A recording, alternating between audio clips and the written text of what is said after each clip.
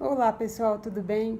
Dando continuidade à nossa série de vídeos sobre temas relevantes para fins de concurso público ou até do exame da OAB, hoje eu tratarei sobre uma súmula recentemente editada pelo STJ, que é a súmula 629.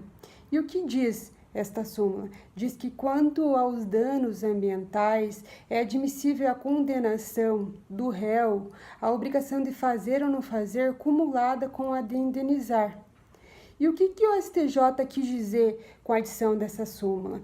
Ele nada mais nada menos disse que a responsabilidade em matéria de danos ambientais é uma responsabilidade objetiva integral. E por que ele tomou esse posicionamento?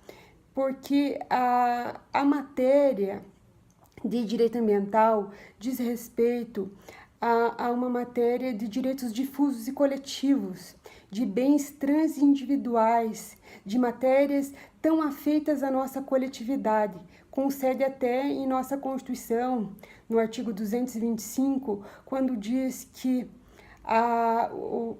o meio ambiente é um direito até fundamental dentro de uma interpretação extensiva e sistemática de nossa Constituição.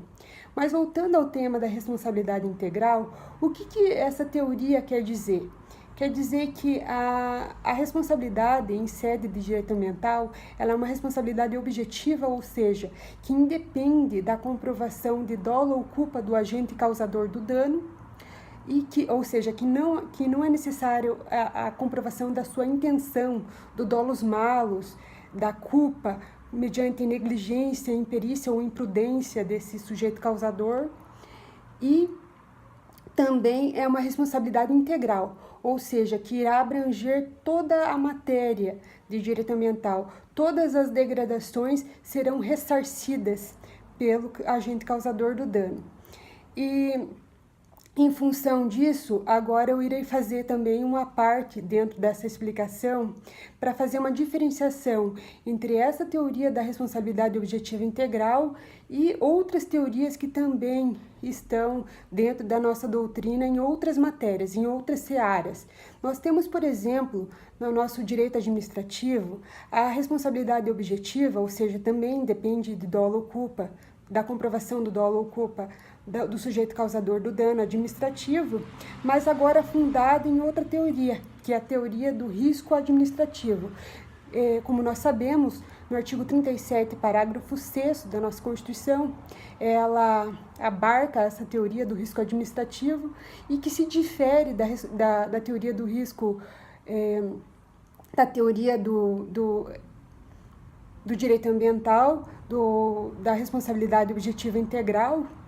Por quê? Porque no risco administrativo, nós temos a possibilidade da comprovação de fatores excludentes de ilicitude dessa responsabilidade civil.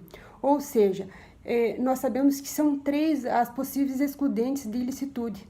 A primeira delas é o fato de terceiro, ou seja, quando o sujeito causador do dano, ele comprova processualmente que houve um terceiro que causou o dano, que não foi ele o sujeito causador desse dano. Então, haveria uma exclusão da sua responsabilidade.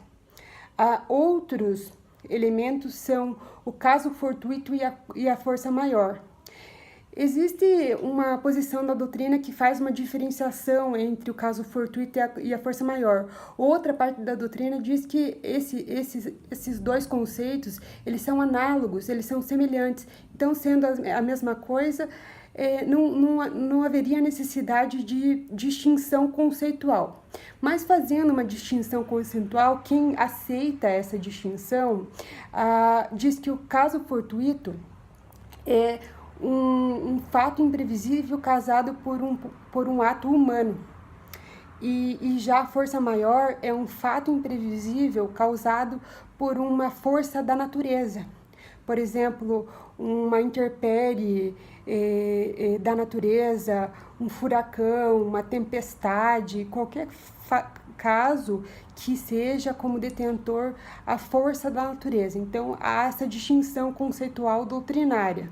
Mas voltando agora à nossa distinção entre as teorias que fundam a responsabilidade objetiva, nós temos que, tanto na teoria do risco administrativo, em sede de matéria de direito administrativo, quanto em sede de direito civil, também há essa distinção, só que agora fundada em outro risco, que é o risco empresarial, que está fundado no artigo 927, parágrafo único do nosso Código Civil de 2002, onde ele diz também que a responsabilidade no direito civil, ele pode ser, sim, objetiva, fundado na teoria do risco, mas agora é um risco não administrativo, como está disposto na nossa Constituição, mas um risco fundado em matéria privada, em matéria civil,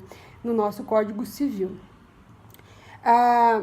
Então, baseado nisso, a única distinção é que na teoria do risco integral não há a possibilidade de exclusão dessa responsabilidade por esses fatores excludentes de ilicitude que eu mencionei anteriormente. E já na teoria do risco administrativo e do risco civil do nosso Código Civil, do nosso direito privado, há a possibilidade dessas excludentes de ilicitude, excluindo, então, a responsabilidade do sujeito causador do dano. E por que existe essa conceituação, esse entendimento jurisprudencial e doutrinário em sede de direito ambiental, que é uma teoria fundada na teoria do risco integral, uma responsabilidade integral, em função do que eu já disse,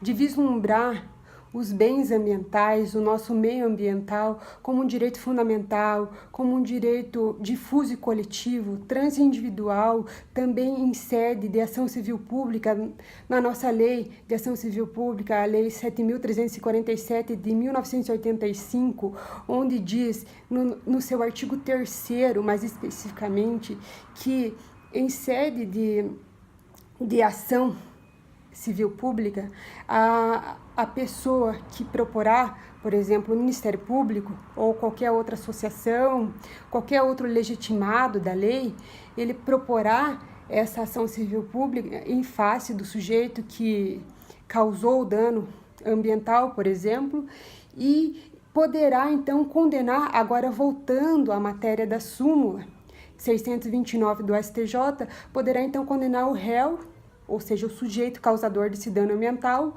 tanto na obrigação de fazer ou não fazer, ou seja, de desfazer esse dano, ou seja, de ressarcir o meio ambiente, a nossa coletividade, e de, então, também indenizar por dano moral da coletividade e dano material, lucros cessantes, danos emergentes ou qualquer outro dano que seja comprovado processualmente.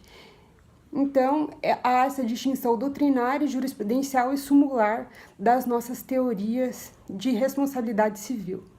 Era isso que eu tinha para dizer hoje, pessoal. Muito obrigada e até mais.